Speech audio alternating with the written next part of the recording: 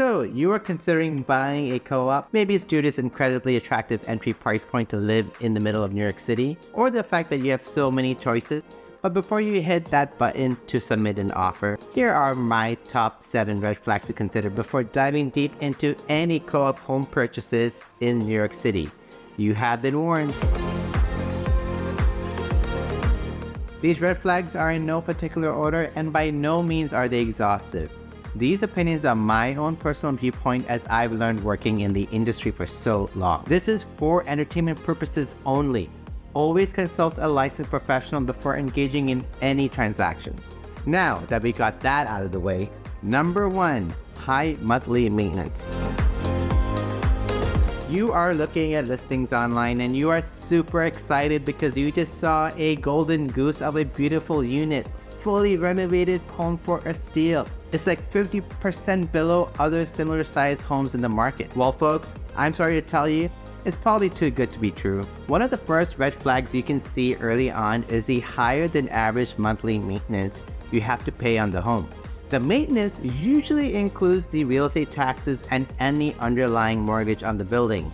No, not your personal mortgage to purchase a home. Now, compare this number to other similar type homes in other buildings, similar size, bedrooms, and type of building to see if it seems out of whack. Chances are it is. Maybe the maintenance looks reasonable, so you will want to look at the final details. Next, you should ask the broker, are there any assessments?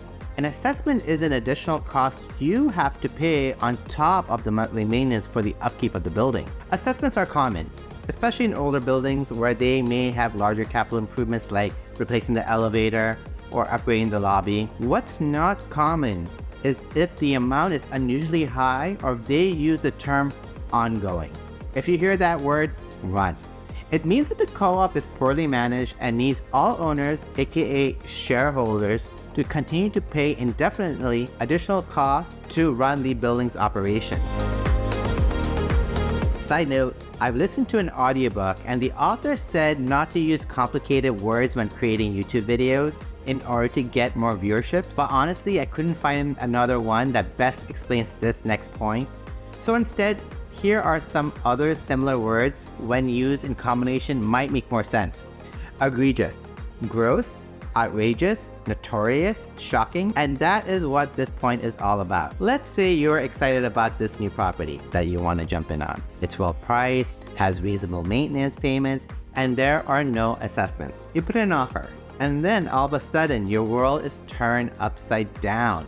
The seller starts asking you to disclose your life history. Of course, we'll want to see some of your background history, but the egregious ones can look like this. The co-op requires you to put 50% minimum as a down payment, and they will request to see what you have in liquid assets after you've closed on the property. Like what is sitting in the bank is equal to the amount of the purchase price of the property. Then they will want you to complete an egregious board package with so much paperwork, tax returns, bank statements, investment accounts, where children are, their background, if your aunt wants to come visit, no, not allowed, and on and on and on. If you start to see a building with this many rules, run, away, fast. Say you want to view a listing, you reach out to the listing agent and they say, well, I can only get you in on this 2-hour window, 5 days a week, no weekend showings because the neighbors don't want to be disturbed. Then you show up to the building and some stranger in the elevator asks you, did you get permission to enter? Or better yet, they follow you to the apartment to make sure you are going to the unit you came in for. Don't be shocked, this happens more often than not. If you see it, walk away slowly, backward, nice and slowly, one at a time, and never look back.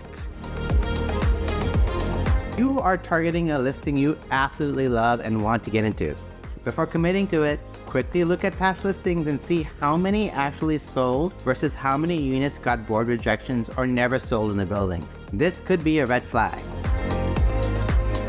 It's very important that as part of your due diligence, before you sign a contract, you and your attorney do their due diligence and read through the co-op's board minutes. In any co-op, the elected representatives that make up the board members from the building's community have meetings every so often to discuss the operations of the building. During this meeting, the board members discuss everything, including issues such as resident grievances. All points have to be noted in the board minutes and these are available to be reviewed by potential buyers, like yourself.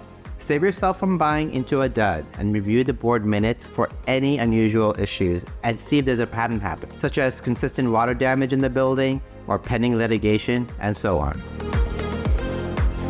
And finally, number 7, special election. The shareholders are sick and tired of the way the building is being managed and call upon members to host a special election. This is done not during the usual annual meeting, but sometime during the year requested by the body of shareholders of the building to change out the board members. If you see this in the board minutes, you know something is up. So best do double duty and look further into it. And there you have it, folks, my 7 red flags when buying a co-op. Like I said at the beginning, it's certainly not exhaustive and every co-op is different. So work with a professional by your side to help you navigate the complexities of buying real estate in the Big Apple. Are there any other red flags I missed? Let us know in the comments below. Be sure to download my Ultimate Buyer's Guide, which walks you through the process of buying real estate in New York City from start to finish. It's absolutely free and you can find it in the link below. Before you go, be sure to check out this next video in your real estate journey. Adios!